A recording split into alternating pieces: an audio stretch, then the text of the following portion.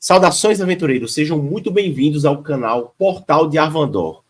Recentemente tivemos aí o lançamento de Baldur's Gate 3, mais uma obra relacionada ao RPG de mesa Dungeons and Dragons, mas também tivemos recentemente o lançamento do filme Dungeons and Dragons Honra entre Ladrões. Temos então duas obras de massa mainstream aí lançando com relação a Dungeons and Dragons.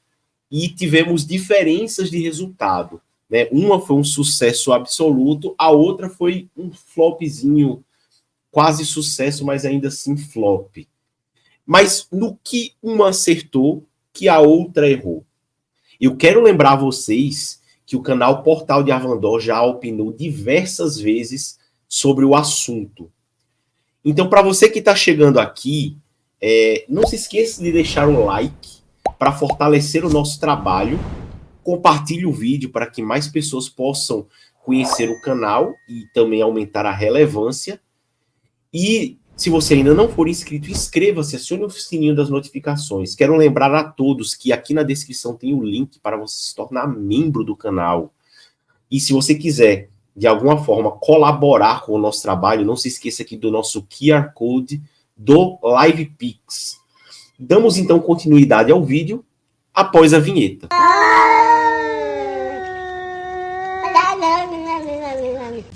Eu quero lembrar a todos que acerca do filme Honra entre Ladrões, o canal já fez diversas análises, tanto em vídeo como em lives. Além disso, eu estive em outros canais da Liga Nerdola e tive a oportunidade de opinar os pontos positivos e negativos, os pontos pelos quais eu achava que o filme poderia não ser tão bom.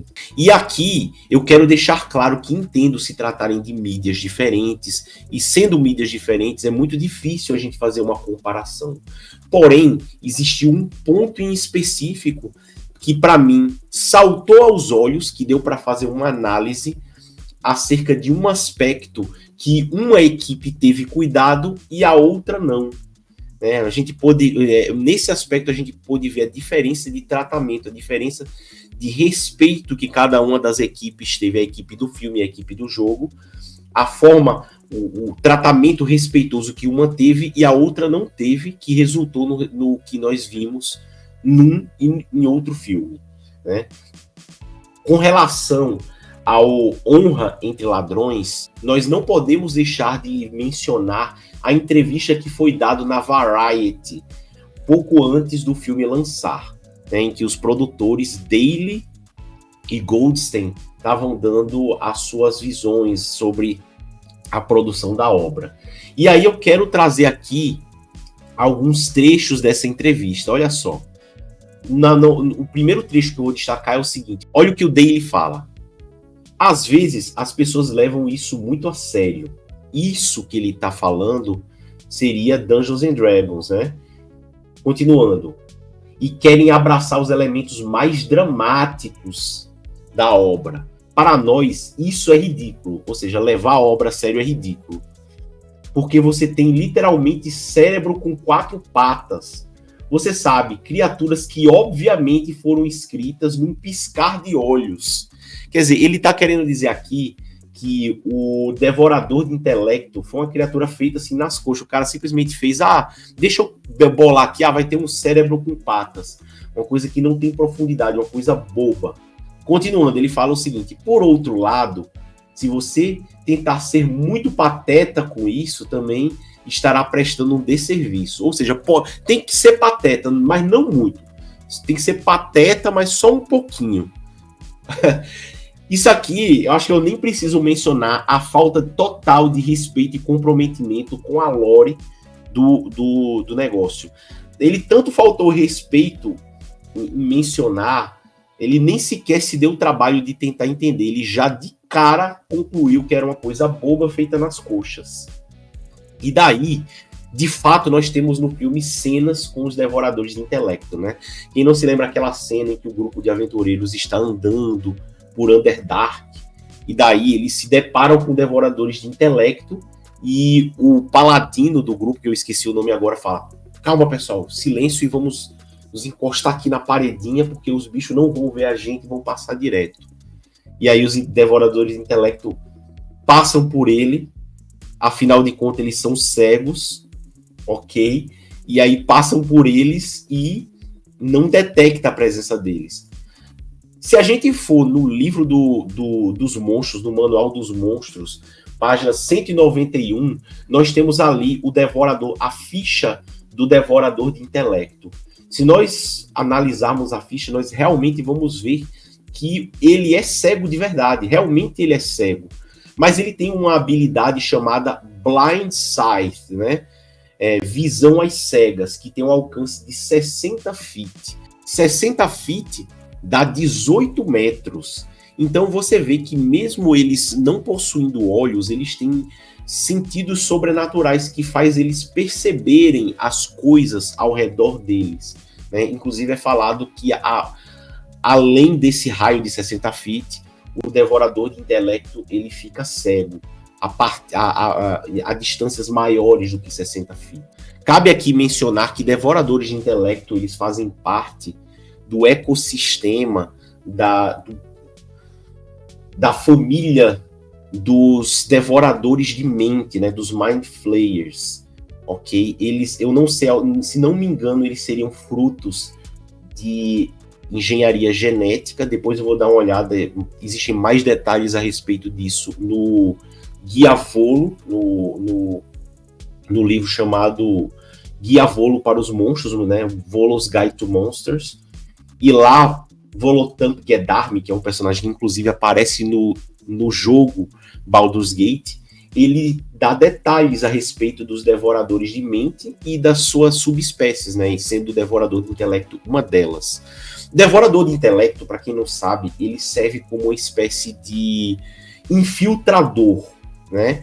Ele é criado, o devorador de mente, ele cria um devorador de intelecto, acredito que por engenharia genética. Depois eu vou dar uma olhadinha, não me lembro agora ao certo, mas ele cria o devorador de intelecto. E o devorador de intelecto ele tem habilidades furtivas. Ele não é feito assim para atacar diretamente, muito embora ele seja um oponente extremamente poderoso. Ele tem capacidade de derrotar um jogador nível 20, por exemplo, se ele conseguir engatar a habilidade dele.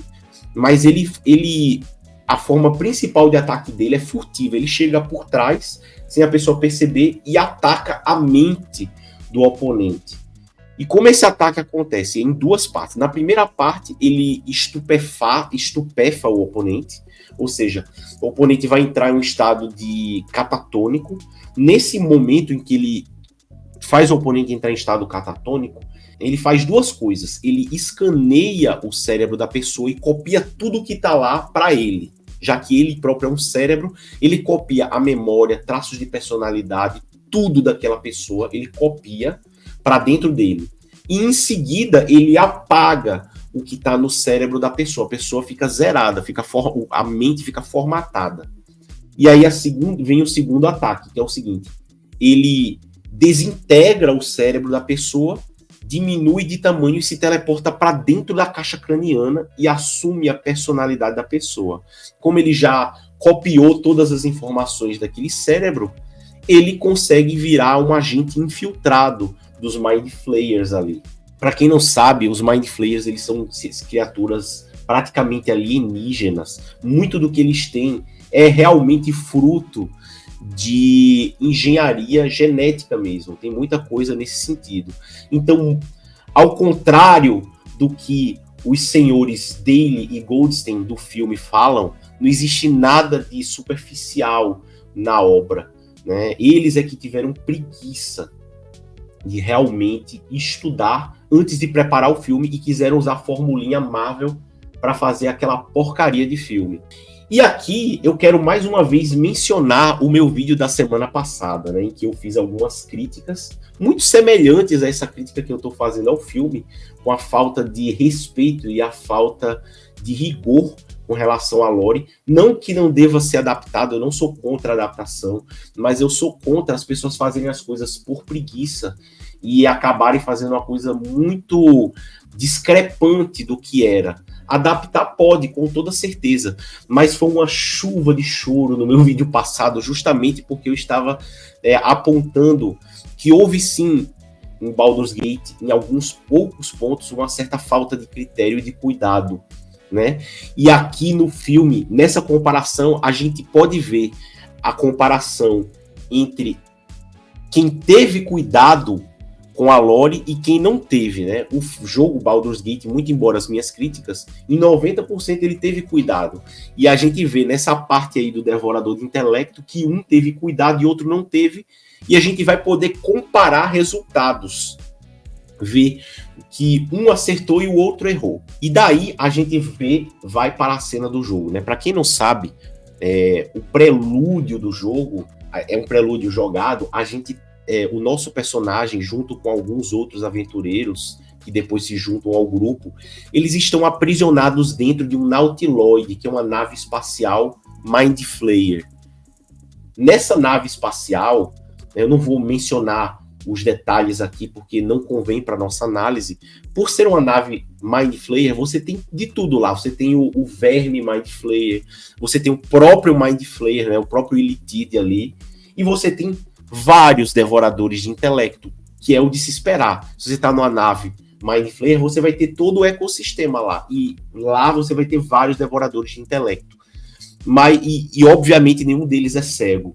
Mas chama a atenção uma cena em específico, em que nós estamos nos aproximando de um cadáver que ele tá com a tampa aqui do crânio aberta e o cérebro exposto. E daí o cérebro começa a falar contigo e a tentar te convencer, a tirar ele de lá, a ajudar ele, todo aquele negócio. O cérebro usa a sua habilidade telepática para conversar com o grupo, e o cérebro, obviamente, percebe a sua presença, percebe que você está se aproximando, muito embora o corpo no qual ele está acoplado está morto, né? O cara não está olhando para você. É o cérebro utilizando a sua habilidade de percepção. Você vê ali que o devorador de intelecto está utilizando todas as habilidades que eu acabei de explicar. Ele tem a visão às cegas, percebeu a presença dos jogadores, conversou telepaticamente, ele estava acoplado dentro de uma caixa craniana. Ou seja, os desenvolvedores de Baldur's Gate tiveram esse cuidado, esse zelo de realmente estudar e colocar o monstro com as suas características corretas, da forma como ele foi pensado. E definitivamente não pareceu uma coisa boba ou estúpida, como deram a entender o Sr. Daly e o Sr. Goldstein. Nos encaminhando agora para o final da nossa análise, eu quero colocar agora mais um trecho da entrevista dele. Olha só, começando com Goldstein, ele fala o seguinte: não foi tanto isso, né? E eu não peguei o contexto anterior, mas eu quero que vocês prestem atenção na fala deles agora. Fui ver o potencial de trazer o que trouxemos para filmes de pequeno e médio porte para uma tela muito maior. Não queríamos fazer um drama épico de fantasia direto. Também não queríamos fazer uma paródia ou algo em que a comédia fosse o protagonista. Queríamos um filme que fosse fiel ao espírito do jogo, e adivinha, erraram, né? Que atraísse os fãs, mas que pudesse ser independente. Pô, que bacana. Aí o Daly fala o seguinte: muito do mundo já foi construído. Você tem todos esses livros que pode usar como referência, as criaturas e monstros que são exclusivos, e nenhuma outra peça de fantasia da propriedade intelectual. Ser capaz de abraçar o absurdo e a estranheza de algumas dessas criaturas e feitiços nos permitiu fazer o que sentimos muito alinhado com nossa sensibilidade. Parabéns pela imbecilidade de vocês. Daí Goldstein fala: John mencionou Monty Python, John Daly, acredito, né? Esse não é bem o tom, mas o que esses caras fizeram com sucesso, com muito sucesso, foi fazer um absurdo inteligente para iluminar o ridículo dos clichês medievais. Estamos tentando fazer isso com o gênero de fantasia. Ou seja, aqui tá claro que eles quiseram fazer realmente um pastelão. É uma crítica que eu fiz em várias análises minhas. Na época do filme, teve gente que chiou, teve gente que chorou, sim. Muito embora, muito menos do que nesse jogo Baldur's Gate, né? E aqui eu quero mais uma vez mencionar que, ao contrário desse humor pastelão do filme, Baldur's Gate acertou em cheio o verdadeiro tom que uma obra de Dungeons and Dragons deveria ter, né? Ele tem, obviamente, seus traços de humor, seus traços dramáticos, mas eles dosaram tudo da forma correta e colocaram o tom correto para a obra. Isso tem que ser dito, isso tem que ser pontuado aqui. Então, muito embora sejam obras totalmente diferentes, que em tese não daria para comparar, existem sim pontos em que nós podemos comparar, e existem sim pontos em que uma acertou e a outra errou. E tá aí. É muito bom ver que a crítica que eu fiz lá atrás para o filme, nós pudemos ter um ponto de comparação para ver que se eles tivessem feito do jeito que eu havia falado, as análises que eu havia feito, eles teriam acertado. Da mesma forma, eu falo Baldur's Gate 3, acertaram, mas poderia ser melhor? Com certeza poderia ser melhor. Então é isso, pessoal, espero que tenham gostado. Comentem aqui embaixo o que vocês acharam aqui da análise, da comparação. E deixem o like, inscrevam-se quem não for inscrito. E é isso, até a próxima aventura e falou!